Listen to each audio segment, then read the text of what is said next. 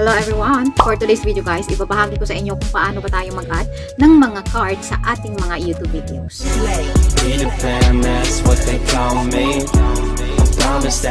Ano nga ba ang kahalagahan nito at ano ang mga klase ng cards ang pwede nating idagdag sa ating mga YouTube videos?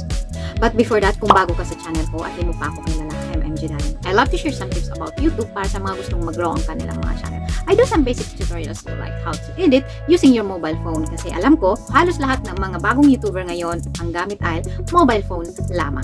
So ano nga ba itong YouTube cards? YouTube cards are interactive elements that you can place during or at the end of your YouTube video. These cards appears as a notification on the top right hand corner of the screen while your video is streaming. You can place these cards to appear at any given point in time during the video. When your audience clicks on the card, it will expand on the video's right hand side to showcase links to other videos, web page, or playlists. At anong mga cards ang pwede nating i-add sa ating mga video? Here are the different types of cards that you can use to customize your video. You can also use YouTube Analytics to get performance reporting for cards. Video cards. These cards allows you to link to a public YouTube video for your viewers to interact with.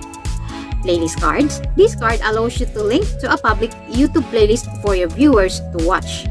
Channel cards. This card allows you to link to a YouTube channel for your viewers to engage with. For example, you can use a card or thank a channel that help you with your video or to recommend other channel to viewers. Next is link cards. If you're in the YouTube Partner Program, these cards allows you to link to an external website to share your audience. You can also add end screen to your videos. So now guys, isushow ko sa inyo kung paano ba tayo mag-add ng mga cards sa ating mga YouTube videos. Let's proceed na guys sa aking mobile screen. Ayan guys, mag-start na tayo. Proceed na tayo sa ating Google Chrome. Always search guys www.youtube.com or youtube.com. So since ako ay lagi ko na yung sinesearch, so andito na siya sa aking, naka-appear na siya dito sa aking homepage, itong YouTube, yung logo ng YouTube. So i-press ko itong logo ng YouTube. And then, after ma-press yung logo ng YouTube guys, ganito na yung lalabas. Lagi nating tatandaan yung tatlong dot dito sa taas. Press natin yun and then make it desktop site. So, after natin ma-press yung desktop site, ganito na yung lalabas sa homepage natin guys. So, ang gagawin natin, punta tayo dito sa aking profile icon. Dito sa taas yung ating profile icon, yung picture, press natin yan. And then, your channel. After pressing your channel guys, next is customize channel. So after pressing customize channels guys, ganito na yung lalabas. So andito na tayo sa ating dashboard, sa ating content. Ayan, nakikita nyo, i-zoom ko lang siya. Itong kasunod ng dashboard ay yung ating mga video o yung mga content, mga uploaded content natin. So i-press natin iyan. Then ganito na yung lalabas, yung mga video natin. So ang gagawin natin, mamimili tayo ng video na pwede nating dagdagan ng cards o pwede nating lagyan ng cards. So example ako, ito yung pipiliin ko, yung definition of invalid clicks. I-press ko iyan. Ayan, after nyo ma-press guys, ma-press yung video, may nakikita kayong lumalabas na lapis.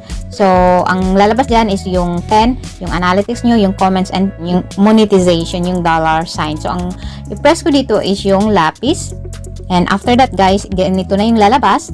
Ayan, dito sa gilid, dito sa baba ng ating video, itong definition of invalid clicks, video po yan, pag i-play natin. So, nakikita nyo is yung visibility ng ating video, diba? Subtitles, end screen, and cards. So, ang i-press ko, itong nakikita nyo yung cards, nakikita nyo yung lapis, i-press nyo yung lapis.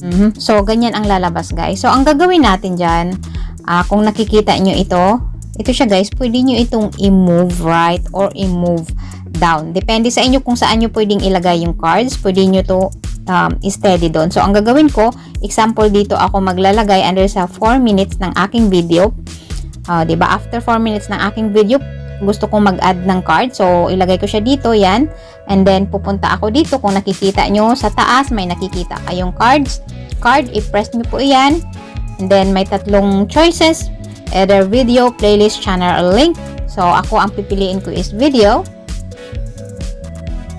So, ayan, lumabas na yung mga video na sa inyo guys. Mamimili kayo kung alin dito sa mga video nyo ang ilalagay nyo. So, halimbawa, ako ang pipiliin ko is itong, idagdag ko is yung, video. And then, ang pipiliin ko is yung non-copyright music for YouTube video. So, i-click ko po yan. And, ganyan na po siya. So, bali 4 na yun, 'di ba? Parang dinagdagan ko lang guys yung card ko since na every video ko naglalagay ako ng 3 card sa aking mga video. So, dinagdagan ko ng isa. So, as you can see, nag-blue siya. Ito, blue siya. So, ang gagawin ko dito guys ay nakikita nyo yung save, yung discard changes and save. So, ang gagawin ko is isi-save ko lang po siya. Yan, save.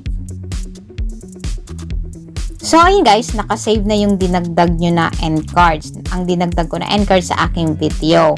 So, ang alam ko guys, hanggang 5 na cards ang pwede natin i-add sa ating mga YouTube videos. So, kung gusto nyo maglagay ng mga cards guys, make sure guys na ang ilalagay natin ng mga cards guys sa ating video ay yung related sa topic natin, sa video na yun, yung related doon sa video na yun, yung kung ano yung topic mo, dapat related doon yung cards na ilalagay natin. So, ayun guys, maraming salamat po. Sana nakuha nyo ito guys. Even though na maliliit lang ang words or yung nakasulat, but sana nakuha nyo ito ng step by step.